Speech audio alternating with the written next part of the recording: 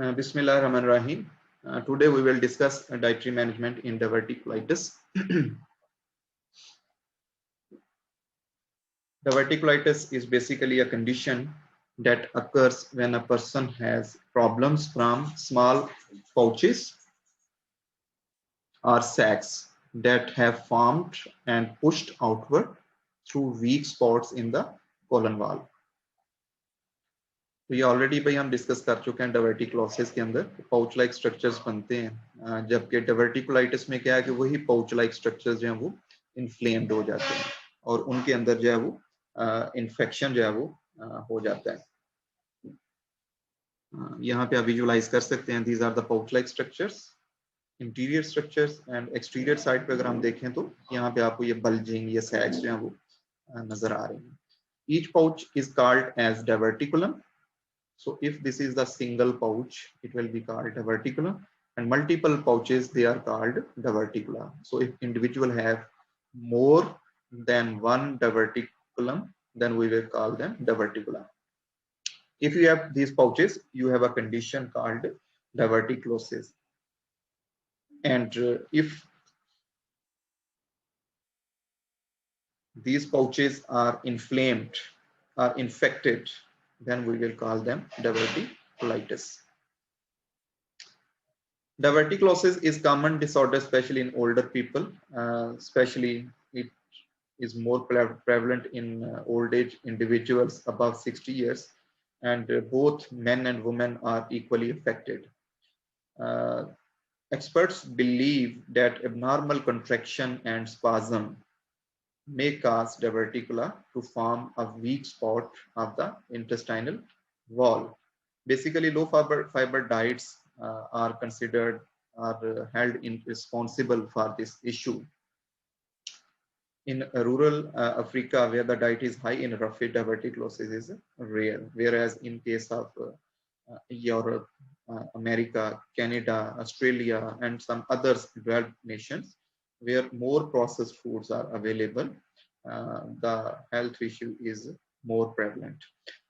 There also appears to be a genetic predisposition, and predisposition means susceptibility, यानी genetically parents की तरफ से जो है वो बच्चा इसको inherit कर सकता है, ठीक है, parents या grandparents की तरफ से। तो अगर इस तरह का situation है तो फिर बेहतर है कि अपना dietary lifestyle जो है उसको शुरू से ही modify करना चाहिए।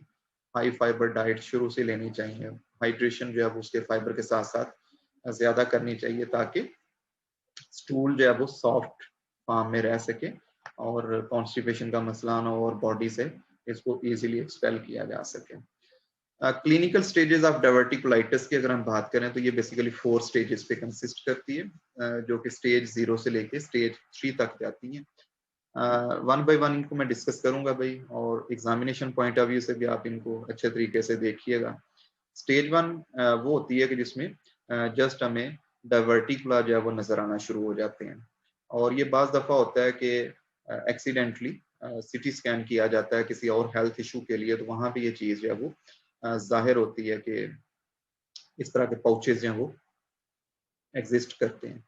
इस स्टेज पे काबू पाना बड़ा इजी है, यानी डाइटरी फाइबर का इनटेक ज्यादा कर देना चाहिए, हाइड्रेशन का लेवल ज्यादा कर देना चाहिए। सेकेंड स्टेज जो आती है स्टेज, उसमें एसिम्प्टोमेटिक स्टिल डिजीज जो है ना वो एसिम्प्टोमेटिक होती है, मीन्स कि उसमें से उसको कुछ कॉम्प्लिकेशंस ऐसी नहीं आती कि जिसमें से हम उसको पहचान सकें। तीसरी स्टेज है उसमें सिम्टम्स अपीयर होना शुरू हो जाती हैं। सिंगल एपिसोड रेकरेंट, रेकरेंट क्या होता है, बार बार एपिसोड्स आना, तो कभी सिंगल टाइम जो है वो दर्द होती है बेली साइड पे, इंडिविजुअल को बड़ी सीवियर पेन होगी, और कभी उसको जो है ना वो आराम आ जाएगा फिर उसको दर्द होना शुरू हो जाएगी। तो बाज इंडिविजुअल को सिंगल एपिसोड होती है और बाज इंडिविजुअल्स को ये इंटरमिनेंट बेस पे जो है वो प्रॉब्लम होती है। और क्रॉनिक लेवल पे अगर हम देखें कि लॉन्ग टर्म एक बंदा जो है ना वो इसको सफर कर रहा है, तो उसके सिम्टम्स में से pain, diarrhoea, segmental colitis, segmental के कहीं कहीं से सेगमेंट्स ऐसे जो हैं कॉलन के वो बज़ाहिर खराब नजर आते हैं, और कहीं कहीं से जो है वो चीजें बेहतर फॉर्म में नजर आती हैं। थर्ड स्टेज की अगर हम बात करें या ओवरऑल फोर्थ स्टेज आप कह सकते हैं, तो ये कॉम्प्लिकेटेड वन है। और पूरा हमने इसका जो स्ट्रक्चर है ना आपके साथ, ये स्टेजेस जो है ना मैंने बड़ी डिटेल के साथ आपके साथ डिस्कस की हैं। जो हमारा दूसरा टॉपिक था डायवर्टिक्लोसिस को, काइंडली आप उसको गो थ्रू कीजिएगा। इसमें कॉम्प्लिकेशंस में एब्सेस आ जाता है। Abscess basically is a localised collection of pus in the tissue of body, and it is often accompanied by swelling and inflammation, and most of the time it is caused by bacteria. Second is the phlegmon. Phlegmon is basically acute sportive inflammation affecting the subcutaneous connective tissues. So basically connective tissues जो हैं, especially subcutaneous जो हैं, वो इससे affect होते हैं, वहां पे इन्फ्लेमेशन हो जाती है। obstruction is basically नाम से इंडिकेट हो रहा है भाई रुकावट पैदा हो जाना, मतलब इंटीरियर साइड पे स्ट्रक्चर जब डिस्टर्ब हो जाता है कॉलन का, और वहां से जब भी स्टूल पास करता है, और स्पेशली जो बंदा हाई इनटेक कर रहा होगा फाइबर का, उसको में भी इसमें ज्यादा प्रॉब्लम नजर आएगी। तो डायवर्टिकुलाइटिस की केस में हमने क्या करना है कि हमने फाइबर का इंटेक जो है उसको कम कर देना है। Fourth one is fistula, fistulization. Fistula क्या बेसिकली ये एक डक्ट फॉर्म हो जाती है जिसमें या कोई डिजीज है या इंजरी है जिसकी वजह से एक कैविटी दूसरी कैविटी से कनेक्ट हो जाती है। और इसकी मैंने एग्जांपल आपके साथ शेयर की थी कि यही जो डायवर्टिकुला है ये एक चैनल के थ्रू ब्लैडर के साथ लिंक हो जाता है, और फीकल मास जो कि एनएस के थ्रू जिसकी एक्सक्रीशन होनी चाहिए, यूरिन के थ्रू नहीं होनी चाहिए, वो वहां से होना शुरू हो जाती है। तो दूसरा ये वहां पे जो यूरिनरी ट्रैक्ट इन्फेक्शन है उसको प्रमोट करेगा, और इंडिविजुअल जो है उसको काफी ज्यादा हेल्थ इश्यूज जो है फेस करना पड़ेंगे। ब्लीडिंग एक कॉमन सिम्टम्स है, और ये हमें अगर फर्ज किया बाज हम अपनी सीबीसी करवाएं और हमें पता चले कि हमारा एचबी लेवल जो है वो डाउन है, और बंदा कहे जी मैं तो फूड भी ऐसी ले रहा हूँ जिसमें फाइबर बेहतर है, एनिमल सोर्सेज की फूड मैं ज्यादा लाइक करता हूँ, जिसमें आयरन जो लेवल हाई पाया जाता है या उनकी बायोअवेलेबिलिटी ज्यादा है, लेकिन इसके बावजूद ये प्रॉब्लम आ रही है और कोई फिजिकल लॉसेज नजर नहीं आते ब्लड के, जिसके बाद फिर इस एस्पेक्ट को भी देखा जा सकता है कि क्या कॉलन के अंदर कोई ऐसा मसला नहीं हो चुका कि जिसकी वजह से वहां से ब्लड जो है कंटिन्यूसली लॉस कर रहा हूँ। सेप्सिस जो है ये बेसिकली बड़ा एक सीवियर केस है जिसमें जो माइक्रो ऑर्गेनिजम्स हैं, जर्म्स हैं, टॉक्सिन्स हैं जो बॉडी के अंदर वो एंटर हो जाते हैं, और इसकी एक्सट्रीम फॉर्म देखें तो जैसे वो सेप्टिक शॉक उसको हम बोलते हैं, जिसमें बंदा विद इन 10 to 12 आवर्स जो है वो इन्फेक्शन इतना तेजी से उसके ब्लड के अंदर फैल जाता है कि उसका सारा जो इम्यून सिस्टम है वो कंप्रोमाइज हो जाता है। आपको जो चीज चंद हजार में वैल्यूज नजर आनी चाहिए ब्लड वाइट ब्लड सेल्स की, वो मिलियंस में नजर आना शुरू हो जाती हैं। तो फिर पहला सोल्यूशन यही होता है कि इंट्रावेनस सिस्टम के थ्रू इंडिविजुअल का इन्फेक्शन लेवल जो है ना उसको लो किया जाए, फिर इसके काजेस की तरफ जो है वो देखा जाता है। इसी तरह stricture is basically abnormal contraction of any passage or duct of the body। ठीक है, नॉर्मल पासेज क्या है, जैसे पेरिस्टालसिस मूवमेंट है और उसके थ्रू फूड जो है वो बाउल मूवमेंट के थ्रू फूड जो है वो ट्रेवल करती है फ्रॉम माउथ टुवर्ड्स एनस, और रास्ते में उसकी एब्जॉर्प्शन भी होती है और फिर वेस्ट को जो है वो एक्सपेल भी किया जाता है। लेकिन यही सिस्टम अगर अब नॉर्मल वे से कंट्रैक्शन करना शुरू कर दे तो इसको हम स्ट्रिक्चर का नाम देते हैं। इनको अच्छे तरीके से भाई गो थ्रू कीजिएगा। मैंने कोशिश की है कि ये टर्मिनोलॉजीज एक्सप्लेन भी कर दूं, और दूसरा मैंने एक स्लाइड्स की फॉर्म में एंड पे दे दी है आपको, तो इनको आपने अच्छे तरीके से मेमोराइज करना है। अब हम काजेस की तरफ अगर हम आए तो severe pain in lower left side of the abdomen as well as distension. Distension क्या, जैसे गैस बंदे के पेट में ज्यादा जमा हो जाए तो बैली जो है वो एक्सटेंड कर जाए बाहर की तरफ, डिस्टेंड कर जाए, तो ये किसकी सिम्टम हो सकती है, नोजिया एंड वॉमिटिंग। इसके अलावा marked changes in bowel habits. Bowel habits क्या होती हैं, नॉर्मली बंदा दिन में एक बार या दो बार जब वो वॉशरूम जाता है, तो एक दिन की फ्रीक्वेंसी में फर्क आ जाना, और दूसरा कॉन्स्टिपेशन और डायरिया की एपिसोड्स आती हैं। तो एक सेट पैटर्न नजर नहीं आ रहा होता, वो बंदा कभी कॉन्स्टिपेशन फेज कर रहा होता है और कभी उसको डायरिया हो रहा होता है। तो ये एबनॉर्मल सी जो चेंजेस आती है ना बाउल हैबिट्स के अंदर, ये भी एक साइन सिम्टम्स हो सकते हैं। इसके अलावा फीवर होना और फीवर में चिल्स फील होना, सर्दी जो है ना वो आना पहले, और कांप के हम कहते हैं ना बुखार हुआ है बंदे को, इस तरह की सिम्टम्स इसमें शामिल है। इसके ट्रीटमेंट की तरफ अगर हम आए तो सिंपल जो लो लेवल की इशू है तो उसमें रेस्ट जो है उससे भी बाज दफा सिचुएशन बेहतर हो जाती है। बाज दफा एंटीबायोटिक्स का कोर्स करना पड़ता है और इसके साथ साथ डाइट के अंदर जो है वो चेंजेस सजेस्ट की जाती हैं। और ये माइल्ड लेवल पे हैं, सीवियर लेवल पे आएंगे तो फिर सर्जरी वगैरह जो है वो आ जाएगी। तो ये ऑलरेडी भाई इसको आपने विजुअलाइज किया है, इंटीरियर और एक्सटीरियर ऑफ डायवर्टिकुला आपको यहाँ पे शो करने की कोशिश की है। तो ट्रीटमेंट में मैं एक बात कर रहा था कि अगर इन्फेक्शन जो है वो सीवियर हो चुका है तो फिर एक्यूट डायवर्टिकुलाइटिस के अंदर फिर कुछ मेडिसिन जो है ना वो सजेस्ट की जाती हैं। तो ये डॉक्टर्स को कंसल्ट करना चाहिए इनको स्टार्ट करने से पहले।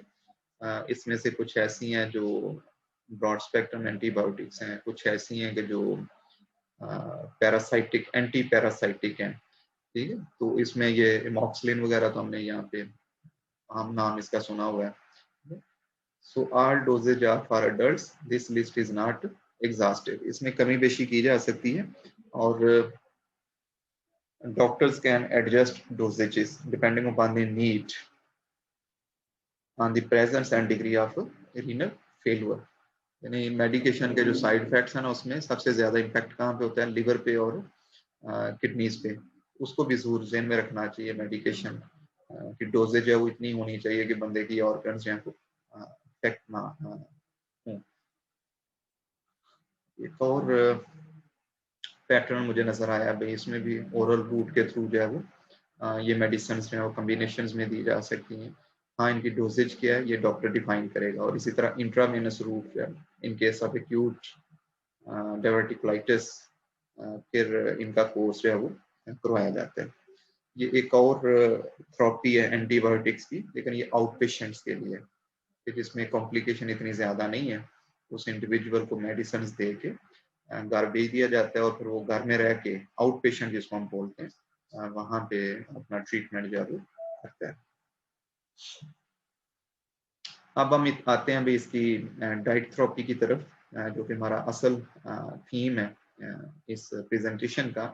तो इसमें हम ऑब्जेक्टिव्स देखेंगे डाइटरी मैनेजमेंट के, यूजेज, फिजियोलॉजी, उसके बाद हम इसकी एडिक्वेसी की बात करेंगे और फिर लास्टली हम फूड चॉइसेस की बात करेंगे। ऑब्जेक्टिव इस वाले केस में क्या है कि हम चाहते हैं कि वहां पे पाउचेस के अंदर स्टफ जो है ना वो स्टक ना करें। तो अब इसके लिए क्या करना जरूरी है कि we have to reduce the fecal output in patients with diverticulitis। अब फीकल आउटपुट बेसिकली बढ़ती किस वजह से फाइबर की वजह से। तो हमने फाइबर का इनटेक जो है उसको कम करना है। So diet has been advised for patients with acute phase of diverticulitis। Physiology, diverticulitis results from inflammation of small pouches formed in the colon wall and linings due to chronic constipation. Inflammation develops when bacteria or other irritants are trapped in the pouches, causing spasm। Spasm मैंने आपसे बात की है कि ये sudden abnormal and involuntary muscular contraction जो है ना उसको हम बोलते हैं।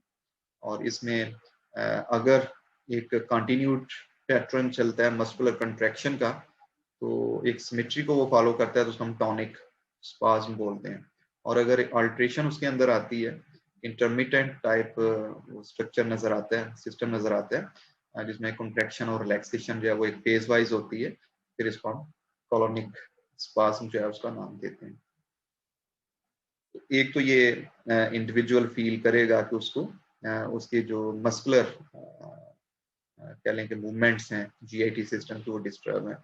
उसके साथ साथ उसको लोअर लेफ्ट साइड पे एब्डोमिनल पेन फील होगी। और इसके साथ distension, nausea, vomiting, constipation, diarrhoea, chills and fevers, these are the common symptoms. Regarding dietary modification, common diet is basically modified.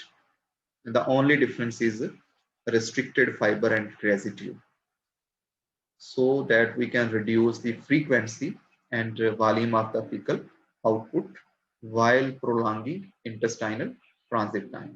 तो एक चीज को ध्यान में रखें कि आपने फीकल मास को कम करना है, रेजिड्यू कम करना है. तो वो कैसे होगा कि जब हम फाइबर डाइट को रिस्ट्रिक्ट करेंगे. लेकिन मॉडिफिकेशन जो है ना वो इंटायरली डिफरेंट नहीं होनी चाहिए, क्योंकि फिर न्यूट्रिएंट्स कंप्रोमाइज होते हैं. तो हमने कॉमन डाइट जो है उसी के अंदर सिर्फ फाइबर का एलिमेंट जो है ना उसको लोअर साइड पे लेके जाना है, और एक्यूट केसेस में उसको हम रिस्ट्रिक्ट करेंगे. In acute cases complete bowel rest is advised to prevent perforation, कि वो जो नाजुक हिस्से हैं अब कॉलन के वो रप्चर ना कर दें, पंक्चर ना कर दें. तो इसलिए फिर कुछ दिन के लिए ओरल इनटेक जो है उसको बंद कर दिया जाता है. Initially elemental diet is given, and with the progress clear liquid diet is introduced. पहले इंट्रावेनस सिस्टम, जिसमें एलिमेंटल डाइट की तरफ आप जाएंगे, और उसके बाद फिर ओरल इनटेक लिक्विड डाइट के साथ जो है वो स्पेशली क्लियर लिक्विड डाइट के साथ इसको इनिशिएट किया जाएगा. और ट्रीटमेंट के साथ साथ जैसे वक्त गुजरता जाए, प्रोग्रेस जो है वो होती जाए, बेहतरी होती जाए, फिर एक ब्लेंड डाइट जो है वो दी जाएगी. तो ब्लेंड डाइट बेसिकली वो होगी कि जिसमें स्पाइसेस नहीं होंगे, जिसमें ऑयल का लेवल जो है वो कम होगा, फाइबर नहीं होगा, मीन्स के वो नेगेटिवली इरिटेंट्स भी इसके अंदर ना हो, और वो स्ट्रेस ना काज करे वहां पे. Avoid nuts, seeds, and raw vegetables as inflammation decreases. Gradually progress towards normal fiber intake. Based on individuals' food choices, the diet is adequate in all nutrients.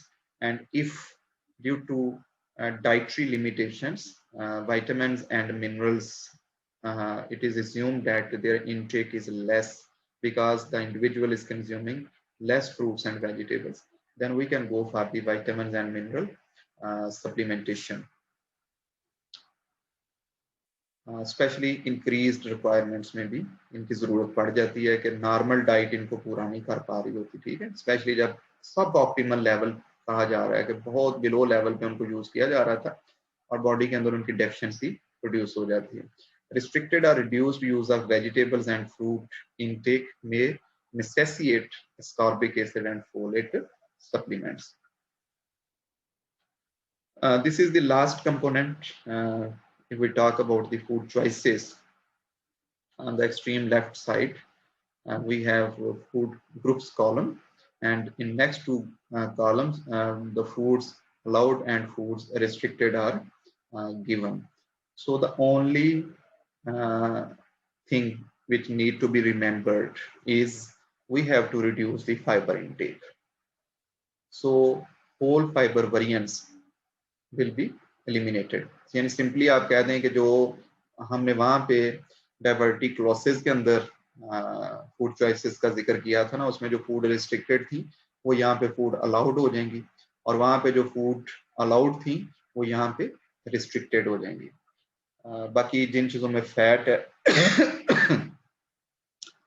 Fat का एलिमेंट कम करते जाएं, स्पाइसेस का element कम होना चाहिए, fried और spicy variants जो हमको avoid करें, और फ्रूट्स एंड वेजिटेबल्स में स्पेशली वो जो लेग्जेटिव होते हैं अभी, ठीक है, ताकि बाउल मूवमेंट को किसी हद तक लोअर किया जा सके, उनको आप रिस्ट्रिक्ट करें. रेजन्स का इस्तेमाल जो है वो भी इसको प्रमोट करते हैं. फैट्स एंड ऑयल्स में इनको रिस्ट्रिक्शन नहीं है, मॉडरेशन पे बात की गई है.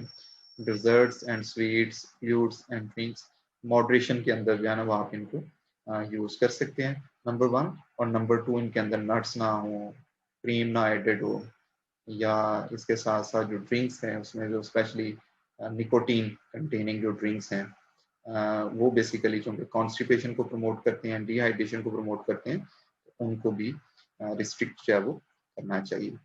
So lastly, these are some terminologies which I have already discussed